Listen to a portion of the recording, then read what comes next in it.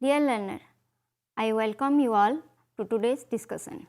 Today we will discuss a chapter on motion in a straight line. Earlier we have discussed about the concept of velocity, acceleration, displacement, etc. and the chapter equation of motion. Today only we will concentrate on equation of motion and graph. You can see this ball moving on the table. When a ball moves, you find it at different position at different times. Similarly, the velocity and acceleration is also different at different time. The different position and corresponding times plotted on a graph gives a certain curve, which is known as position time curve. Similarly, you can plot velocity time curve also. Here you have to plot the velocity against the corresponding time, which gives you the velocity time curve. After completing this lesson, you will be able to represent and interpret position time and velocity time graph for uniform as well as non-uniform motion. You will be able to explain terms like instantaneous velocity and average velocity from graph. You will be also able to derive equation of motion with constant acceleration by graphical method. Today we will discuss first representation of motion in graph. So, how to represent motion in a graph? Here you can see a graph paper and a line drawn on the graph paper.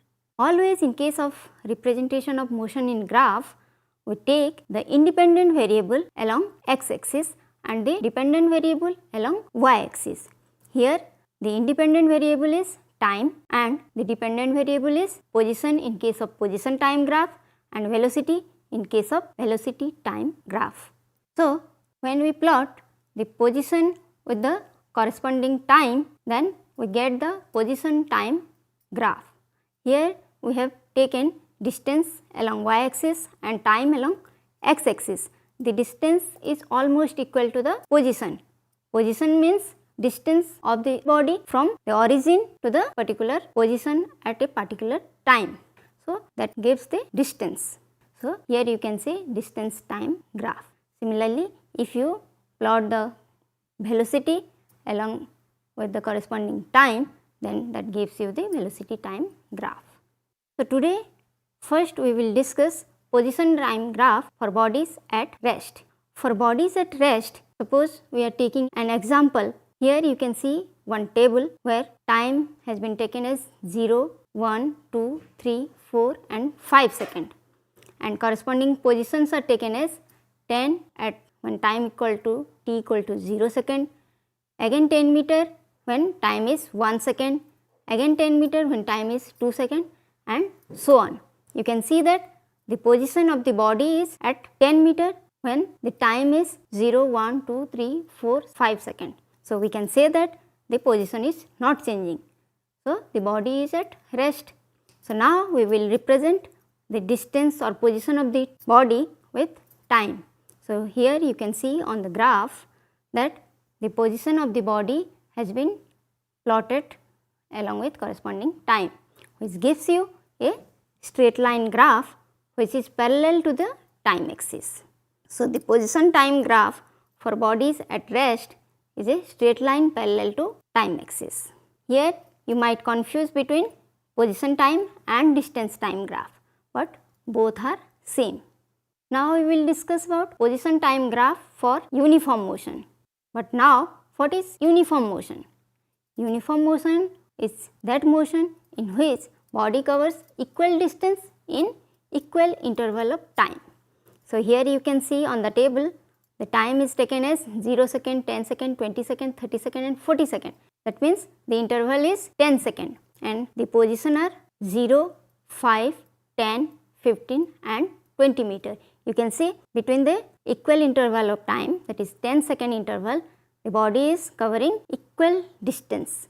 That is, the distances in each 10 second it is covering 5 meter. So, it is an example of uniform motion. So, here if we plot a graph of the position or distance covered by the body along with time, then you will get a straight line which is inclined to the time axis. It is also straight line, but it is inclined to time axis. So, this is position time graph for uniform motion. Now, what is the position time graph for non-uniform motion? So, now you can ask what is non-uniform motion. You remember that earlier we have discussed what is non-uniform motion. Non-uniform motion is that motion in which the body covers unequal distance in equal interval of time. So, here in this graph you can see the time has been taken as equal interval, that is 1 second, 1 second, 1 second, but the distance covered is unequal, hence the graph obtained will be a continuous curve. Now, we will learn how to interpret position time graph. From the shape of graph, we can tell about the type of motion. So, if the shape of graph is a straight line parallel to time axis, then we can say that the body is at rest. If the shape of graph is straight line inclined to time axis, then the motion is uniform motion, as we have seen earlier. If the shape of graph is continuous curve, then the type of motion is non-uniform motion. So, this is the shape of graph which tells us about the type of motion. Now, we can also calculate velocity from distance time or position time graph. So, how to calculate velocity?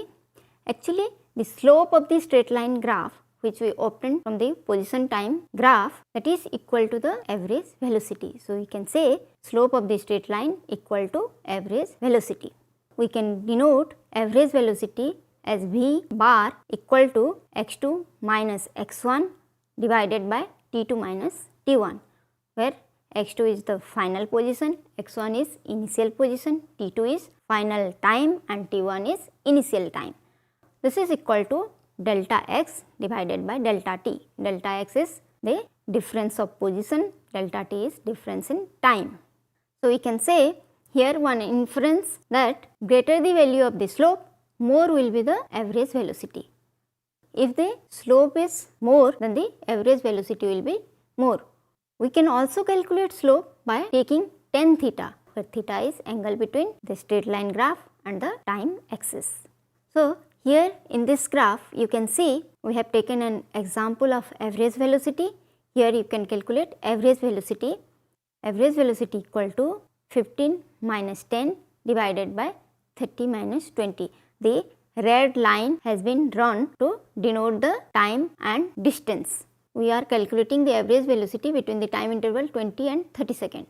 So, the average velocity comes out to be 5 divided by 10, which is 0.5 meter per second. This is how you can calculate the average velocity from distance time or position time graph. Now, from position time graph, we can also calculate instantaneous velocity. The velocity of a particle at any instant of time is called its instantaneous velocity. When delta t is made smaller and smaller, average velocity approaches instantaneous velocity. For non-uniform motion, when the delta t is made smaller, limit delta t tends to 0, del x by del t equal to dx by dt, which gives you the instantaneous velocity. Now, we will study about velocity time graph. Here you can see the velocity time graph for uniform motion and non-uniform motion. In case of uniform motion, you can see the velocity time graph is a straight line which is parallel to time axis. So, we can say that the velocity remains constant with time. So, you can find one straight line graph which is parallel to time axis. But in case of non-uniform motion, the velocity time graph is a straight line which is inclined to time axis. When the body is moving with non-uniform motion, its acceleration might be constant or its acceleration might be variable. So, for constant acceleration or uniform acceleration, the velocity time graph is a straight line.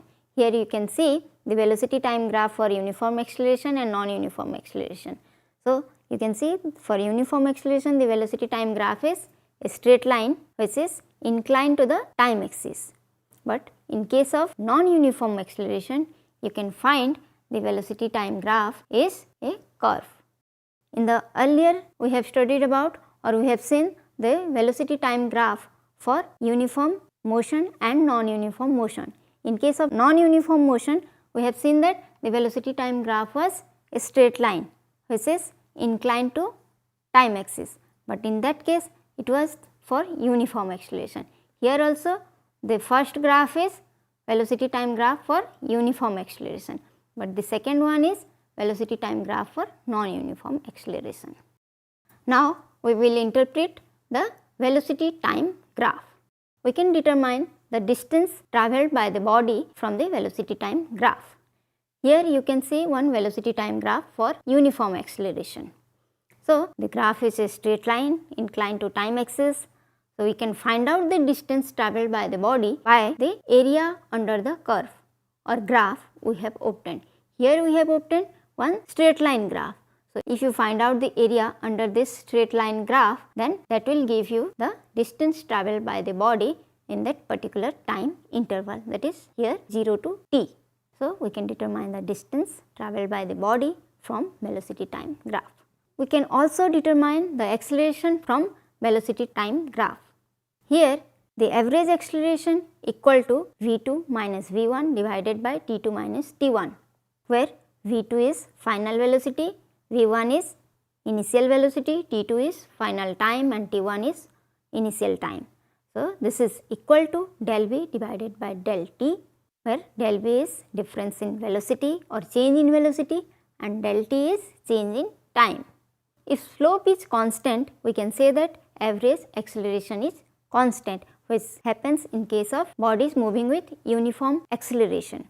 But in case of non-uniform acceleration we can find out by limit delta t tends to 0 del v by del t, which is equal to dv by dt, and again this is equal to the slope of the tangent drawn to the curve at that time. If we draw a tangent to the graph or to the curve obtained, then that slope of that tangent gives us the acceleration in case of non-uniform acceleration. So this is how we obtained or we learned how to calculate the distance travelled or how to find out the acceleration from velocity time graph and how to draw graph. Now we will discuss about the equations of motion, how to find out the equation of motion from the graph and where we can use that equation of motion. So first we will study about the first equation of motion. Here you can see one velocity time graph for uniform acceleration. Actually we find out the equation of motion taking the acceleration to be uniform. In all the three cases we will study about three equations of motion, and all the three cases we will take that or we will assume that the acceleration is uniform. So in this case the initial velocity is suppose u, final velocity is v and time is t, acceleration a and displacement s. We can find out the acceleration as rate of change of velocity. We can write a equal to v minus u divided by t meter per second square. So a into t equal to v minus u, hence we can write v equal to u plus at meter per second, as the unit of velocity is meter per second. So in case of first equation of motion, we find out the final velocity when we know about the initial velocity, acceleration and time. The first equation of motion is v, that is final velocity, equal to u, initial velocity, plus acceleration into time. Now we will discuss second equation of motion. In case of second equation of motion, we find out the displacement if initial velocity, time and acceleration are known. Here also we take initial velocity as u, final velocity as v, time t, acceleration a and displacement s. So in this case we find out displacement. Earlier we have discussed that displacement can be calculated from velocity time graph as area under the graph. If we find out the area under the graph obtained, then that will gives us the displacement. So here we will find out the area under the graph represented by the black line. Here the area under the graph or this black line is colored.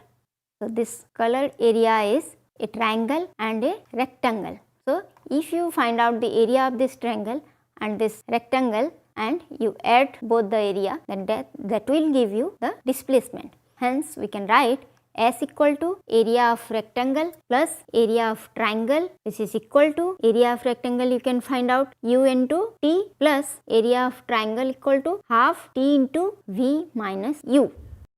S equal to you can write ut plus half t into v minus u.